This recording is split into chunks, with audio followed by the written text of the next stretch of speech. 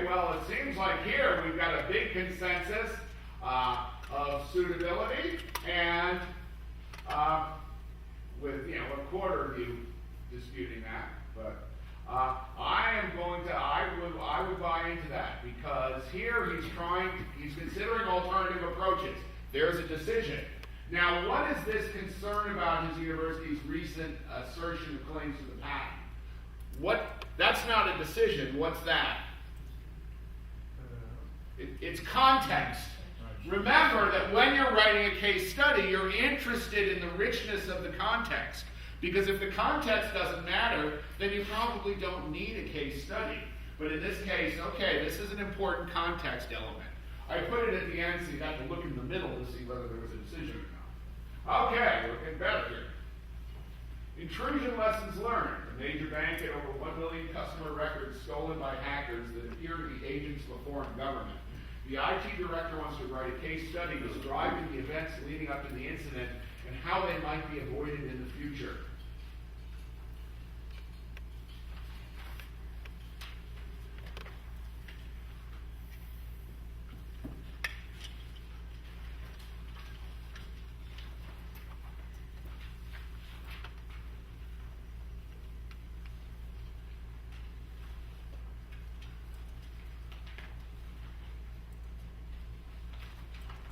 Actually do the mathematics in my head, I could probably figure out how many people have answered just by the distribution theory. Okay, so here we have a strong suitability consensus. Going back here, where is the decision here? There was no decision.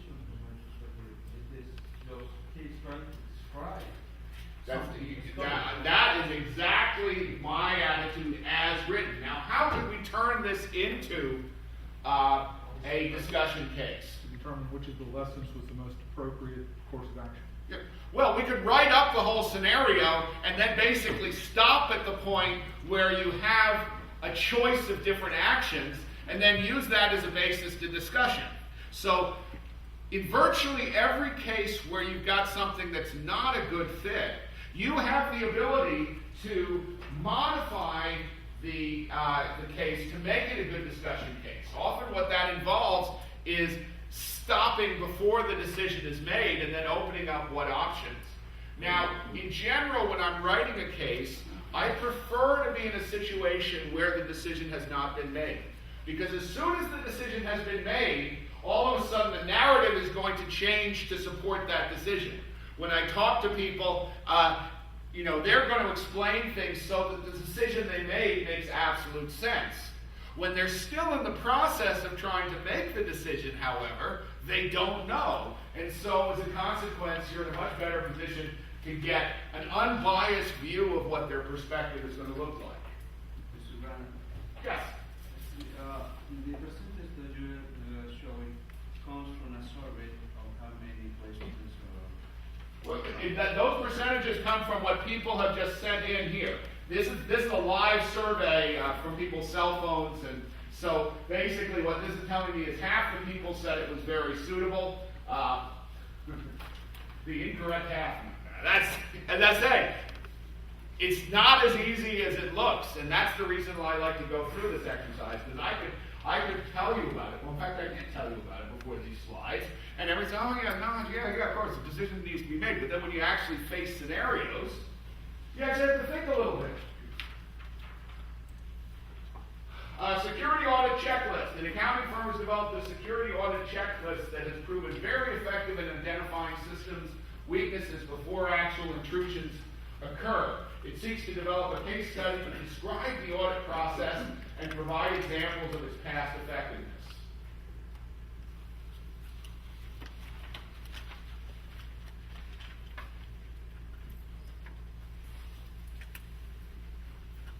Profesor Blanco, aquí lo tengo si quiere ver cómo lo estamos explicando. Aquí puede usted ver.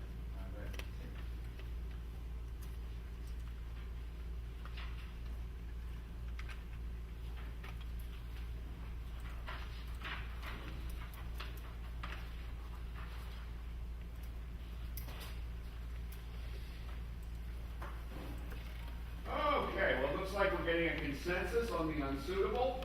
And I tend to agree. What's the problem with this? No decision to be made. Now, if you had a checklist like this, how could you make a decision? How could you turn this into a decision case? Well, suppose you're trying to get another division to use the checklist, and they're making arguments as to why the checklist that you developed in your division is not going to work for their division. Well, now all of a sudden, there's a decision. Should they use the checklist or should they not use the checklist? Or if you're the decision maker, the question is, how do you present this to them to convince them that the checklist is an appropriate approach? Do you try to force them to use the checklist? Do you make it optional? There are a whole bunch of alternatives. So people in the world of business and cybersecurity are constantly making decisions. So when you're writing a discussion case, all you have to do is take what you want to explain as context, in this case it would be the checklist, and figure out some decision that needs to be made. For example, if you've got some items in the checklist that require some interpretation, you could deal with decisions regarding how to interpret that item in a particular context, and that would help train people, for example, in using the checklist. One of the ways that's particularly important is in compliance, is that were that checklist suitable or not for the compliance decisions you have to make. Good, good. And here once again, that would be, then you could have the case focused around what are the requirements for compliance, and then you could ask, okay, is this checklist going to be satisfactory, or do we need a modified version, or do we need an entirely different approach? So all of these things, there's never a shortage of decisions, but you have to look for them. Because if you don't have a decision, it's really hard to have a good discussion. Incident escalation. After receiving a report from the FBI that a seemingly minor penetration has occurred in its systems, a national retailer discovers evidence that the system compromise is far more serious than initially suspected. An academic researcher who happens to be consulting on another project wants to develop a case study to document management's response to the incident as it unfolds.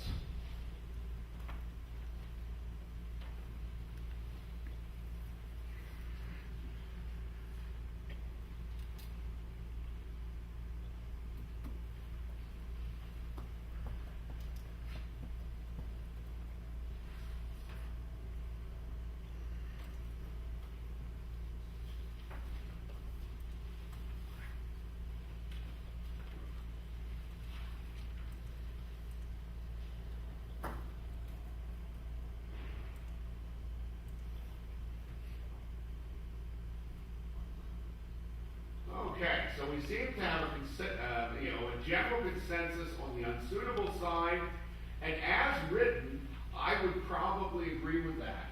However, let me also say that this one's a little bit more difficult. Yes, go ahead. I have a question here because I was wondering exactly how dynamic you can do, because this could be, if you do the cases very dynamic, just like the polls, well, you have very dynamic. You put a movie. And that is exactly the point I was going to make, and I'm really delighted that you brought it up before I did. One of the things you will sometimes see is a sequence of cases, an A case, a B case, a C case, where you're given a decision, and then the B case tells you what decision was actually made, and then basically the cases trace the evolution of the decision. And that is exactly the type of thing that you could do with this. And that's why I say it's hard, because I look at this and say, wow, this looks like a series of cases that you could present, because there is a series of decisions being made. As written, I agree with the unsuitable here, because basically we're talking about documenting management's responses as opposed to framing the decisions that they're going to make. But it would be really easy to turn this into a case that frames the decisions along each step of the way. Well, one of the key issues there is about the discovery of the breach being more extensive than they had originally thought, because that by itself is a decision on how that was, How do that you was done. report that? Yeah, well, how was it And done then and what are how the- do you report it? Yeah. And then what are decisions around, was it a privacy issue, was it, some type of other regulatory issue, things like that, that then would, to your point, bring about what decisions were being made by management, not only, how they responded, but then, what they did, going forward. Yeah, I had the target case in mind when I wrote this particular description up, and all of these descriptions were inspired by something, but this is there have been a lot of attempts to study that, but this would be something where you could develop a lot of cases. Excuse me, Grandon. Have you done something like this ever? Not in the subject. Yes, I have actually. In the book, for example, I have a series of cases as examples that dealt with a classroom incident that I had. And the A case describes the initial incident, the B case describes my initial response, and the C case ultimately describes the results, so you can actually trace through the whole thing. And by the way, the copy of the book is available on that Canvas site, all 600 and some pages of it. Once again, you're free to share it with anyone who may be interested. Excuse me, but how tough is that? It is, well, we will know how to build the case probably, hopefully in 2 hours. It is a short time, but how tough, in your experience, you are a professional in this. Well, what I would say is it's not tough to write the case. What's tough is finding the organization and being there at exactly the time that this thing is unfolding. Because if your timing is good, and if your relationship with the organization is good, and if you write very fast, one of the things that's important, and this is something I'll emphasize in the case writing process, is a lot of people in academia have a very leisurely idea as to how papers unfold. Oh yeah, I'll sit on this for 6 months while I think about it and so forth. Boy, if you're writing discussion cases involving real organizations or real decisions, you better just get in there and write it as fast as possible. Because even if you can remember stuff 4 months later, the organization is going to be really interested in your case while the decision is being made. Once the decision has been made, on the other hand, there may be aspects of your case that they would prefer not to discuss because they want to justify their own decision. So I'm always in there, my goal is to get a case study out in 2 weeks. My best case, the case study of mine that was most used actually took me 8 hours to write. I was actually given a stack full of notes from a research assistant who had been fired by the agribusiness professor at Harvard Business School. And he said, I need this case on Monday. Would you mind writing it over the weekend? I had a date on Saturday, so I couldn't do any work on Saturday because I didn't get that many dates. And so as a consequence, I literally, Sunday morning, I just started working from this collection of handwritten notes and press clippings, and they ended up using that case for 20 years in the agribusiness program. So just because you take a long time on a case doesn't mean it's going to be better.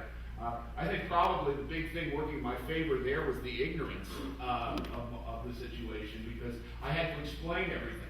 Well, one of the other situations too is, especially if you've got law enforcement involved, there are very few things you may be able to talk about as far as decisions while they're investigating whether they're going to pursue prosecution. Right, and we'll talk a little bit more about that during the case writing process, because writing the case and actually publishing it and getting it approved are two entirely different things. And it doesn't matter if it takes a year to get the case published to avoid privacy concerns or that sort of thing. But while you're actually writing the case, speed is of the essence. Cybersecurity employment opportunities. A large organization in the healthcare industry is growing increasingly frustrated by the small number of women working in its HIPAA security group. It seeks to design and develop a training program that will attract women to its well-paying cybersecurity jobs.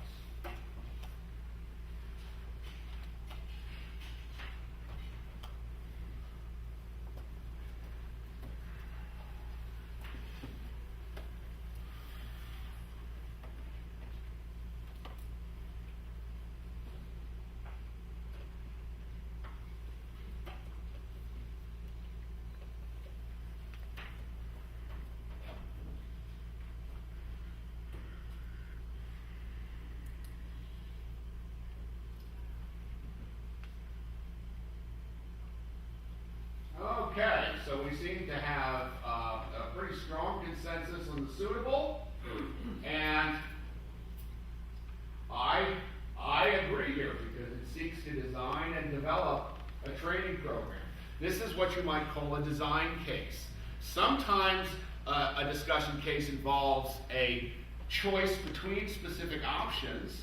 Sometimes a case involves trying to basically create an entire plan or design a program, and there are lots and lots of opportunities here, for decisions. So you can have some very rich discussion. What I would say is design cases tend to be harder to keep a discussion focused because there are so many alternatives involved. So in a design case, you might even ask participants to submit a tentative design or something like that before the discussion so that people's ideas are a little bit more clearly framed. Otherwise, it's going to be really hard to keep the discussion on track. Yeah, that's a good example of a multi-part case too, because you want to look at it from, what was the justification for the original decision to make the design, how successful was it, and then how would you potentially market it to get the right types of people engaged. Yeah, very good. Excuse me, Johnson, but I choose considerable because as it is not a decision there. Well, but you see, this in effect, You have to move it to a decision. well, but this, you see, a design is a decision because you're going to create alternative design. The problem is that it's two-stage, and that's why these cases are so difficult, is because they're difficult to keep the discussion on track, because first you have to come up with alternative designs, and then you have to make a decision between them. So if I were creating this case for undergraduates, for example, what I would probably do is I would probably propose a number of possible designs, because that would help focus the discussion, because now we're talking about one design versus another design. But for this, but a design is a decision. You basically, it just involves a lot of decisions and it's not very focused. So you're quite right, a case like this would be very challenging to implement. Security budgeting. A medium-sized manufacturing business is attempting to determine what is an appropriate amount to spend on cybersecurity and where that money should be allocated. It has a series of third-party proposals on the table and has also acquired some benchmarking data on industry norms for security spending.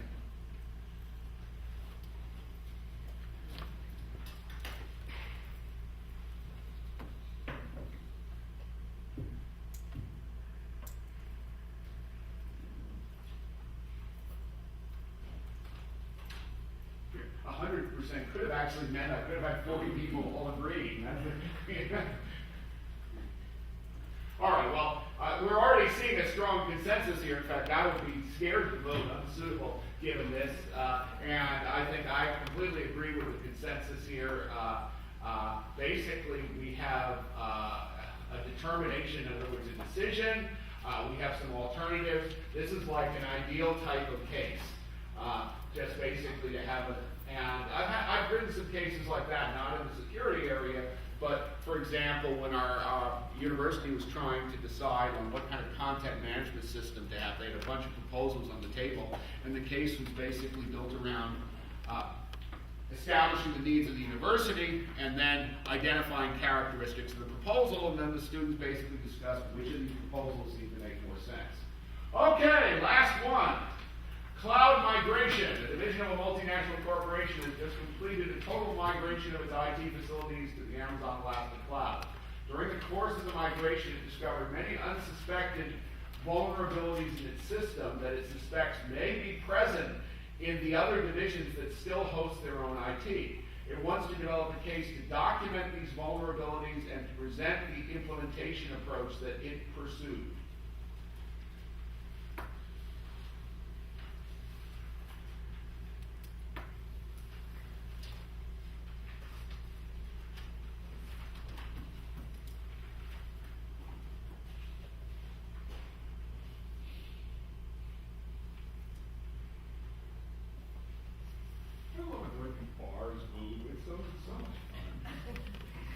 it's so much better than asking people to raise their hands, because nobody wants to raise their hands. And so, all right.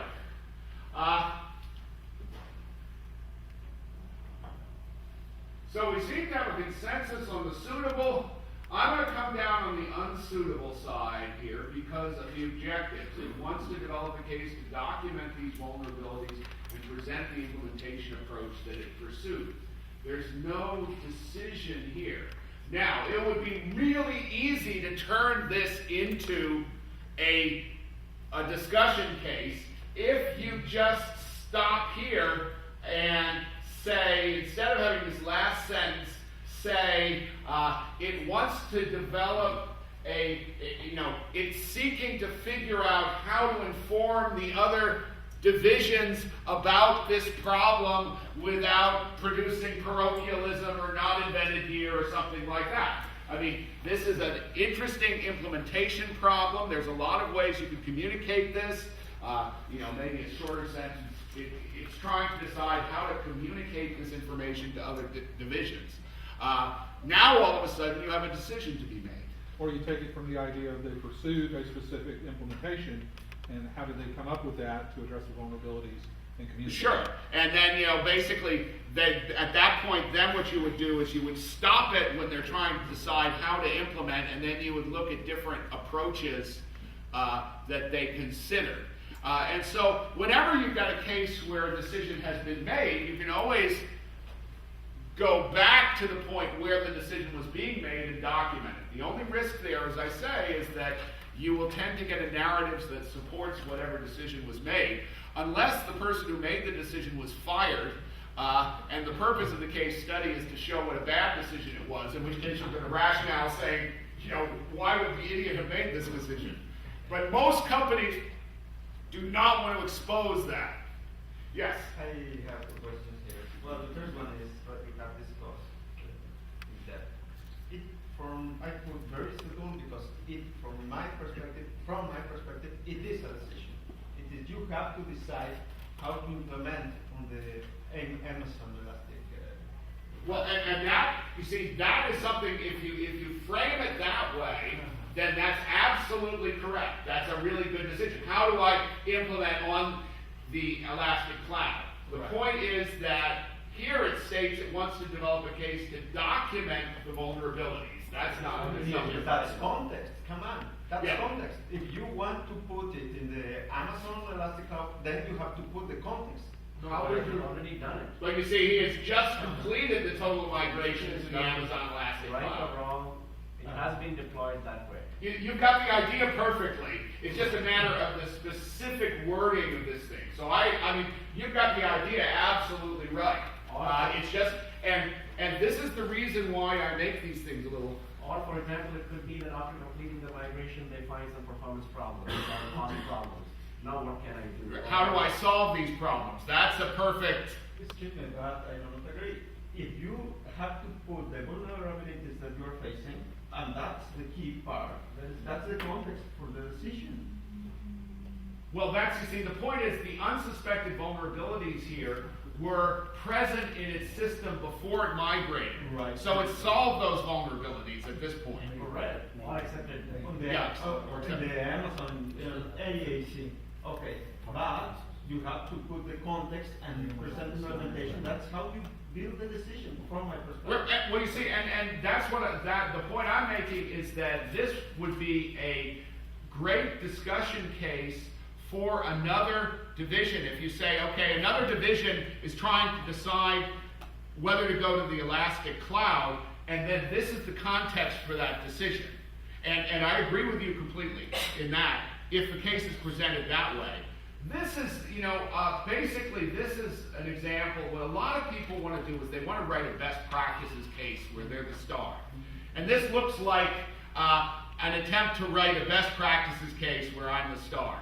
I sometimes call that a showcase, where they're not only talking about the decision that they made, but they're also saying this was the right decision. And by the way, this is what every company wants to write when you go in and write a case study. And in fact, with that, that's pretty much it. Can I have a second? Oh, of course. Sorry. No. The Question. there. For the That's previous right one, there. for the previous one. Okay, sure. Yeah.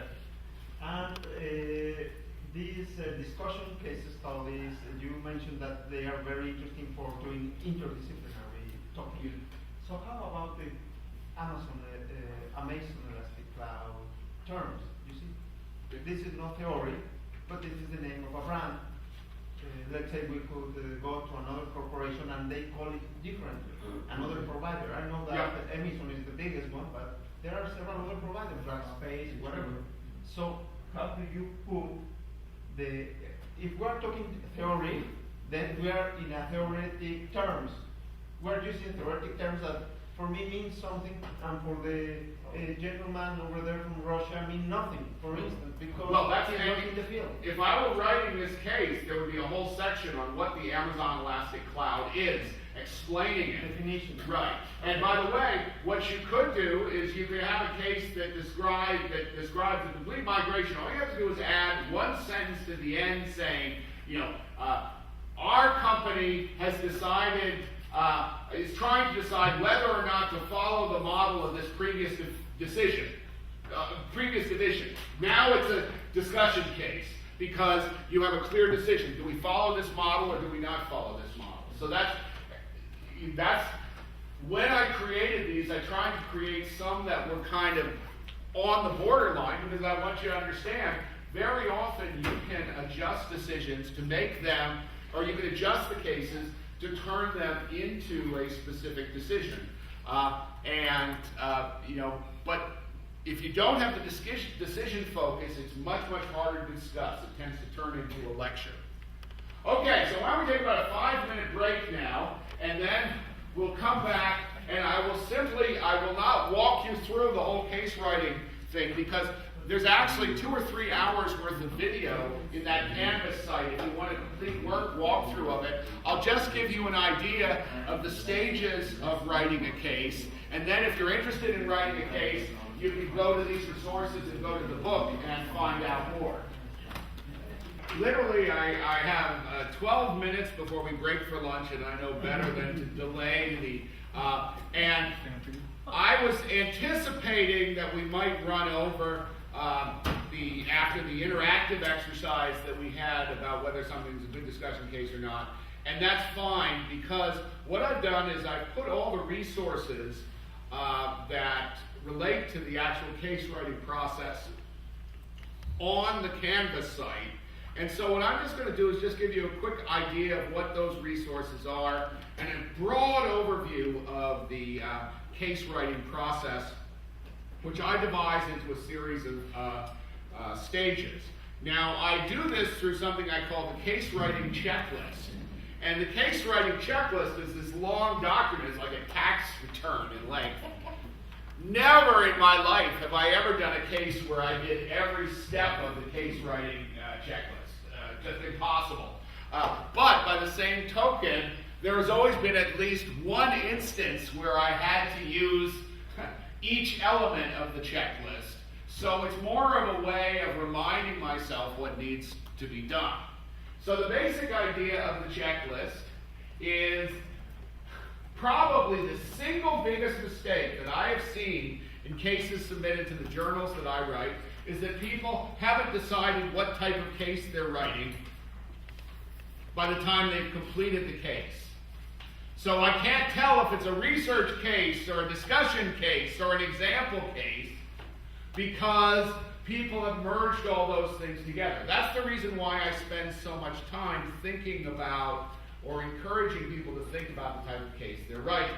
So once you've decided what type of case you want to write, and I guess I'll have to sit down here it is also possible to think about relationships to other cases. Most of my discussion cases stand alone, but it's also possible to write cases that are intended for comparison with other cases. One of my most cited pieces of research involved a coincidence. I was doing one case on Battery March financial management, followed by another case on Mrs. Field's cookies, and what I discovered was the cases discussed exactly the same way, even though they were in totally different industries. And so what I decided to do was to look at this a little more closely And I came to the conclusion that both companies had essentially disabled their networks for sensing in the environment in order to become more efficient. And then when the environment changed, both companies got screwed. And so, you know, in business, that's more than enough for an entire paper. You know, as a professor, I could easily expand a 20-second concept into 20 or 30 pages. So, in fact, that's my general premise when I'm doing classes. So, then you can also have this cumulative case. This is the idea of writing a series of cases that build on each other. Research cases, if you can watch a situation unfold, that's a really powerful research methodology, because each time they take an action, you can look at what the response to that action is. So it's almost a little like an experiment. So, you decide what type of case you want to write, and apparently I just came back to the beginning of this thing. I guess I don't like to sit down when I'm presenting, but Excuse me, but yes. I really enjoyed the research definition, but I think that it is missing what's a very important thing that you pointed out, which is a counterexample, Popperian counterexample to a theory. Yes. Well, and when I actually expand on this, I didn't want to put the whole thing in there. When I expand on that in the book, I talk about that because I think that the counterexample to theory, in fact, those two cases that I was talking about, were there was a special issue of a journal that involved understanding information technology and organizational learning. And the general consensus is, oh, information technology will help us with the organizational learning. But in the case of both these companies, the technologies actually disabled the organization's ability to learn, and therefore, you know, my point was that, you know, let's not take the generalized theory too seriously. So that, yes, and those are, you know, this is just a checklist, so it actually is intended to be used in the context of the book. You know, here are different levels. Are you going to create a fictional case? I typically won't publish it. You can create cases from public sources. Heavily disguised, where you change the industry, the location, so nobody can figure out what the case is about. Lightly disguised, and then a case where you just report everything as is, maybe changing a few people's names. And that will impact an organization's willingness to participate in a case sometimes. What outlets are you anticipating for the case? We have a couple of outlets now that we have to publish discussion cases. The Journal of IT Education Discussion Cases has been around for a while. We're about to get a huge, like 20 or 30 cases dumped into it. We've been holding them back because we have another outlet that we're just launching called the LUMA Case Review. Both of these are open access outlets that only publish discussion cases, which means that you get very little academic credit for them, but on the other hand, you can use them in the classroom, and they're much cheaper than Harvard cases, which is to say they're free. Okay, now once you've identified a site, this is just common sense, but do whatever kind of research you can to find out more about the site. Because one of the main reasons a site will participate with you as for case writing is they want to take advantage of your expertise. They're going to be very interested in what you have to say about their situation if you're an academic or if you're an experienced practitioner. Now, if you're doing a research case, a lot of times that's frowned upon because they're afraid that you're going to be stirring up the pot there. If you're doing a discussion case, on the other hand, it's fine. In several discussion cases I've written, I end up adding a sentence like, a faculty member from a local university suggested such and such, and that becomes part of the decision. Well, it was part of the decision. If my co-authors or I actually suggest things or offer some feedback, that becomes part of the decision. And what we're trying to do is describe the decision as much as possible. But if you come off being totally ignorant, which describes me in many cybersecurity contexts, then it's going to be a lot harder to convince them that they're going to get value out of your participation. And that's particularly hard when you're dealing with third-party cases. It doesn't matter so much when you're dealing with selfie cases. Okay. Excuse me. Yes. Just a question about reported observation.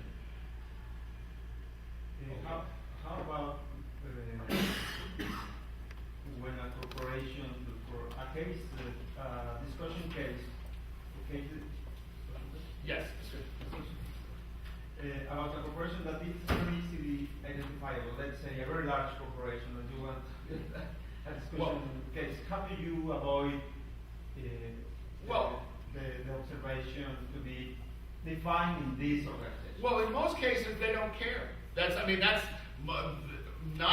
of the cases I've written, the organization actually looks at it as a positive. It gets its name out there. Larger companies are harder to deal with because nowadays the most threatening words in the English language is, I'll have to check with legal. Then, at that point, you know this is not going to be a fast process. I prefer dealing with small entrepreneurial organizations because you can get the permission from them and they just like the visibility. Basically, in some cases, if you're dealing at a divisional level or something like that, if you change the product and make a few alterations like that, you can lightly disguise it and nobody's going to be able to figure it out. If you're dealing with a large public company, they have a lot of public information out there that you can use as exhibits, annual reports and stuff like that. That's in the public domain. You don't even have to ask for permission for that stuff. And so, in that case, you can identify the company and typically, and that would be public sources. You can actually create cases out of public sources. I actually used one case done with Bank of America on that way. And how do you convince then the editor of the magazine or this is an observation? Well, in the case of these two journals, the answer is you have to convince me, and I'm easy. My motto is low standards are not the same as no standards at all. So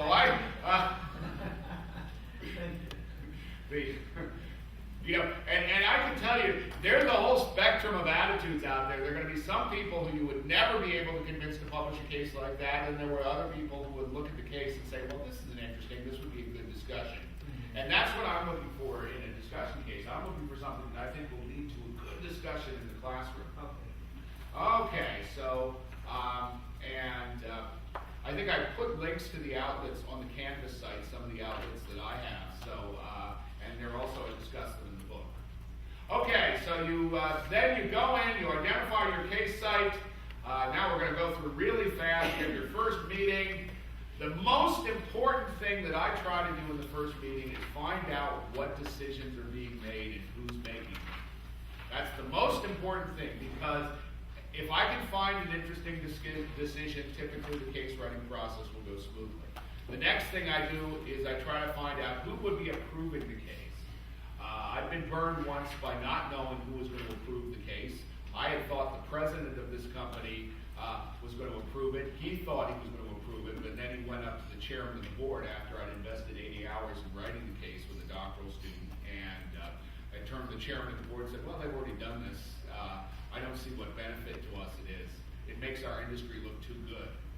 They were the subprime credit card industry, and they were afraid that the case might attract more competitors because that industry, oh man, it was like legalized extortion. But, all right.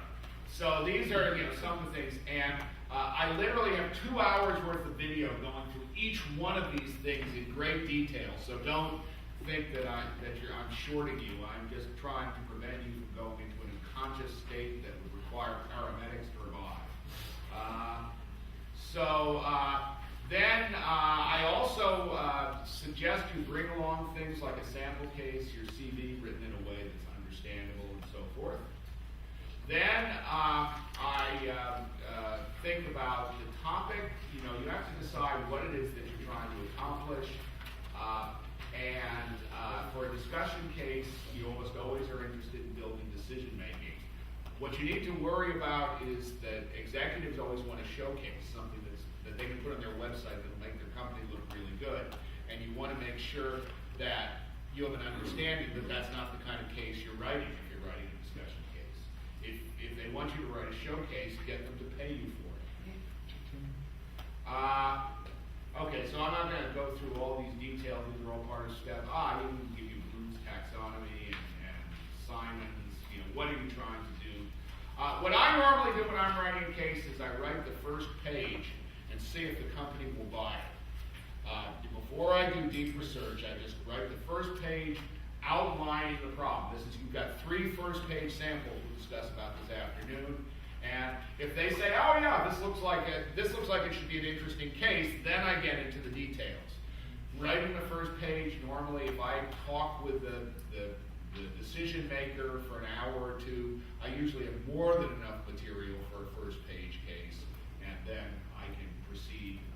And if they're not interested, then we don't have too much invested in it. And then, once they do that, then the next thing you have to do is figure out what the schedule is going to be, who's going to arrange the meetings and this sort of thing, all sorts of details.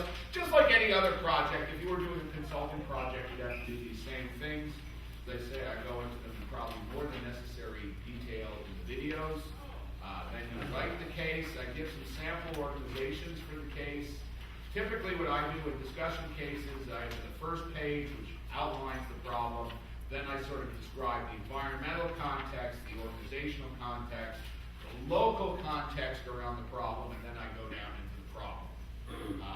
If the personalities of the decision makers are an important factor in the case, I may have a section on the decision maker as well.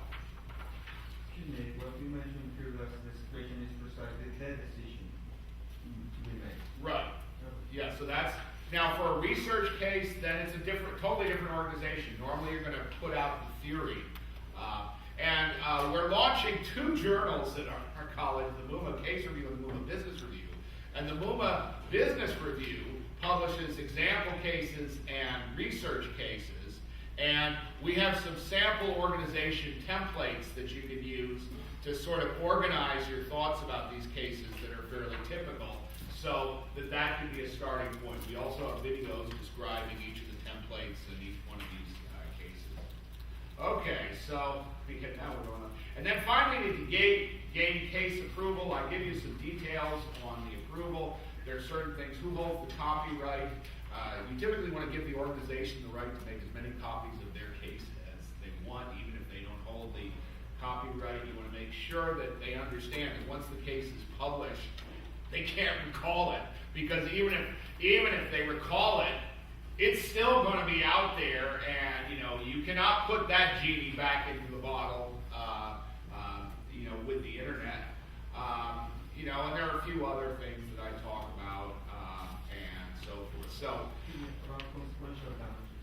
well, basically that's here. This is just legal. The consequential damages. Okay, if you run, I can give you an idea of it. Well, the question is if you have to involve the South Florida University Legal Department to do your cases in this case.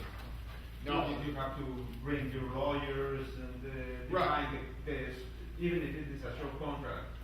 Well, what we don't, because we've never actually run into the problem. What I usually do is just put a statement in the release document saying, look, we're not responsible. I can give you an example of the one time this sort of happened from a case. I wrote a case about a mortgage company in the mid-90s, and in the case, I described what an innovative leader the protagonist was and what an expert in the mortgage industry. So around 2008, when the mortgage industry crashes, someone wants to sue him, and they subpoena me to come in. The argument being that because he was such an expert, he should have predicted the mortgage crash, and that's what they wanted me to say. And this was totally stupid. And it was a waste of everyone's time, but I actually did have to go in, and I basically said, hey, this is a complex world. There's no way he could have predicted this. It doesn't matter how. And then I went on and on about the limits of expertise, and the side that was suing was paying $200 an hour for their lawyer's costs, and once I start talking, it can go on for a very long time, so they shut me up and they never bothered me again. That's an example case, by the way. All right, so basically, just once again, let me bring up the Canvas site so you can see where this thing is. I want to make sure I haven't been lying to you. Case writing checklist videos. What you will see, I believe, is that there is a video for each part of this checklist so that you can watch this. And for those of you in the DBA program, chances are this is already assigned in your case writing course. It starts in April, so but at any rate, so I go through all this stuff in detail. I think there's about 2 hours worth of video here. So With that, I think it's lunchtime. Oh, jeepers, I can't believe I went 6 minutes over. It's lunchtime. We'll probably resume at 1:15 since we're no longer under such time pressure as a consequence of the fact that the 3D printing workshop is no longer there. So we'll resume at 1:15, and that'll give people enough time to grab some lunch. Thank you very much. I very much appreciate seeing so many of you.